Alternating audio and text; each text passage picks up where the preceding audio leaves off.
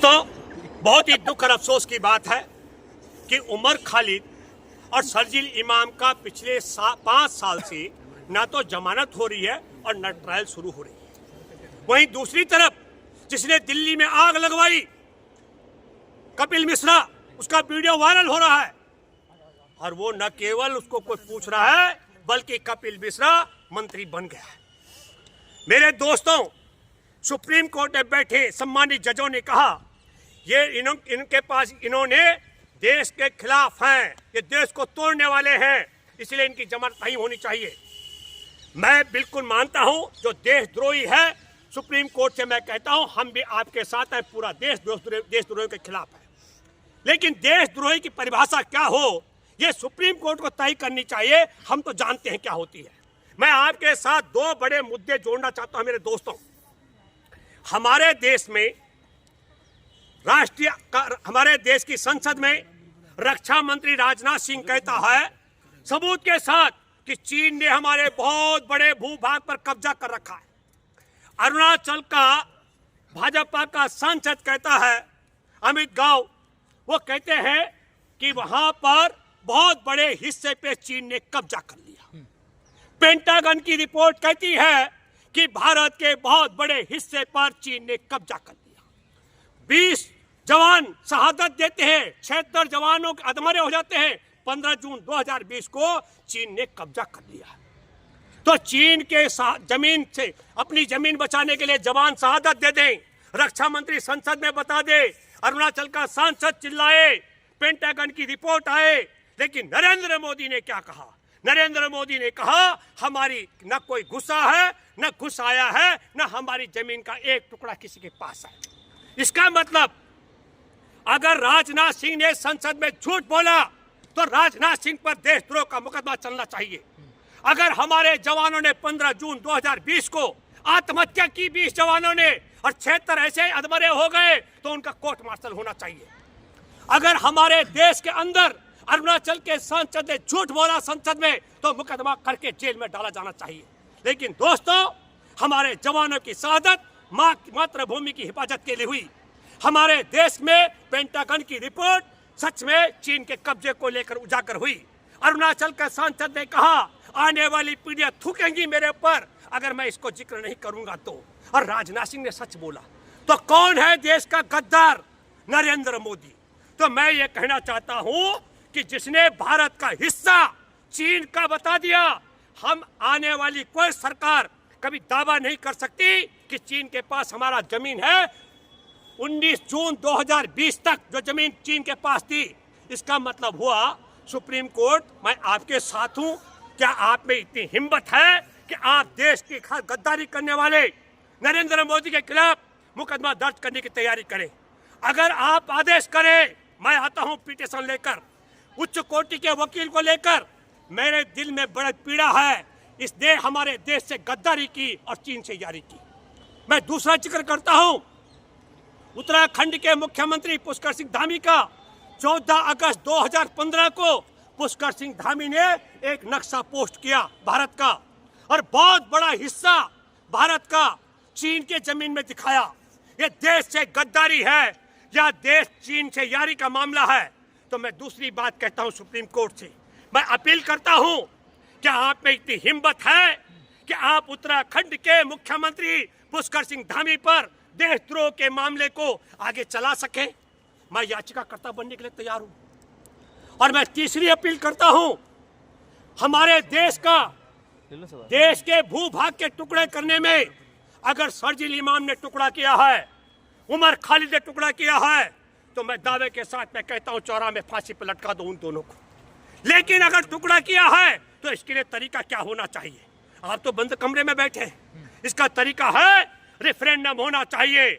आप बताएं, देश बताए कि भारत की जमीन को 14 अगस्त 2015 को चीन की जमीन में शामिल करना देश के साथ वफादारी है या देश से गद्दारी और चीन की वफादारी का मामला है? मैं दावे के साथ मैं कह सकता हूं जिसके मन में ईमानदारी होगी, देश के प्रति सोच होगी और जिसके रगों में खून होगा असली, वो कहेगा कि ये देश से गद्दारी और चीन से यारी है।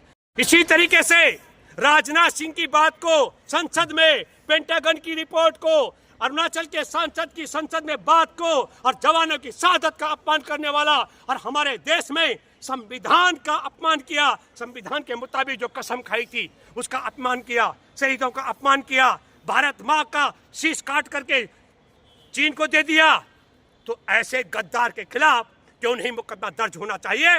और मैं ये भी कहता हूं सुप्रीम कोर्ट आपसे, सम्मानित जजों, मैं भूपेंद्र रावत यदि नरेंद्र मोदी को और पुष्कर सिंह धामी को गद्दार बता रहा हूं, अगर मैं झूठा आरोप लगा रहा हूं, तो इंडिया गेट के चौराहे में मेरे को फांसी पर लटका दे, मैं स्वीकार कर लूंगा। लेकिन कारण होना चाहिए, पहले आप में इतनी हिम्मत होनी चाहिए। आप हमारे देश में देश के गद्दारों के खिलाफ बहुत कठोर निर्णय ले रहे हैं। इसलिए मैं कहता हूं कि ये दो कारण हो सकते हैं। क्या ये तो नहीं है कि भाषण देने वाला उमर खालिद शर्जील इमाम इसलिए बाहर नहीं आएगा क्योंकि मुसलमान है, और देश से गद्दारी करने वाला नरेंद्र मोदी और पुष्कर सिंह धामी इसलिए जेल नहीं जाएगा क्योंकि हिंदू है। अगर ये आपकी नियत है तो सुप्रीम कोर्ट में ये कहता हूं ये असंवैधानिक है। और संवैधानिक यह है, अगर आपको ये जानकारी नहीं है, और मैं आपको बताना चाहता हूं मेरे दोस्तों, ये सिर्फ पुष्कर सिंह धामी और नरेंद्र मोदी का मामला नहीं है।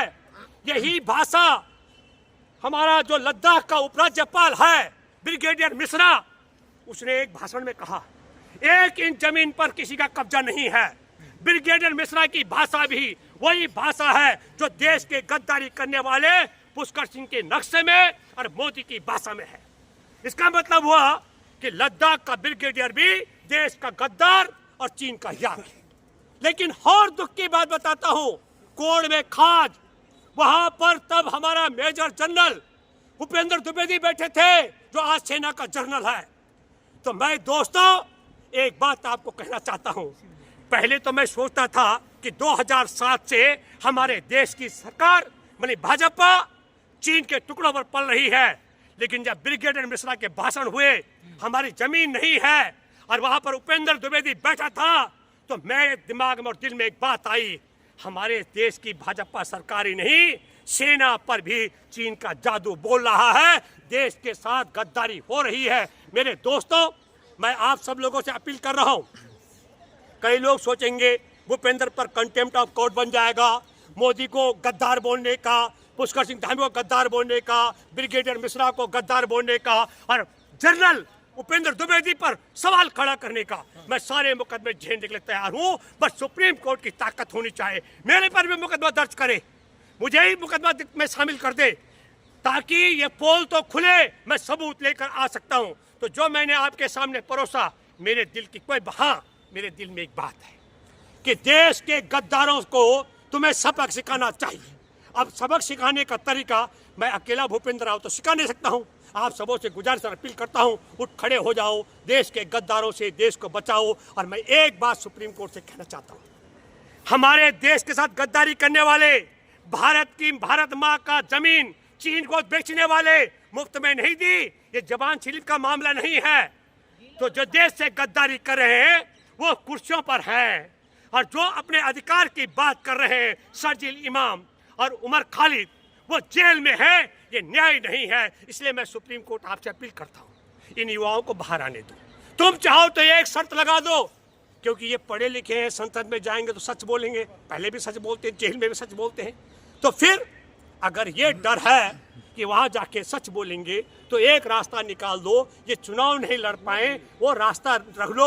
और अगर आप सच में गद्दारों के खिलाफ हैं, तो मैं चाहता हूं कि सबसे पहले उस गद्दार को गिरफ्तार करो जो गद्दार भारत की जमीन को चीन की बता चुका है, और वो जिसने कह दिया कि अब चीन की जमीन जो कब्जे में है वो हमारी नहीं है। और उस गद्दार को गिरफ्तार करो जिसने भारत का नक्शे में, भारत की जमीन चीन के नक्शे में दिखाई है। तब उसके बाद में अगर शर्जील का भी और उमर खालिद का भी और मेरा भी किसी का नंबर लगता है वो लगाओ, लेकिन पहले बड़े गद्दारों को चुनो, फिर छोटों की बात करो। धन्यवाद।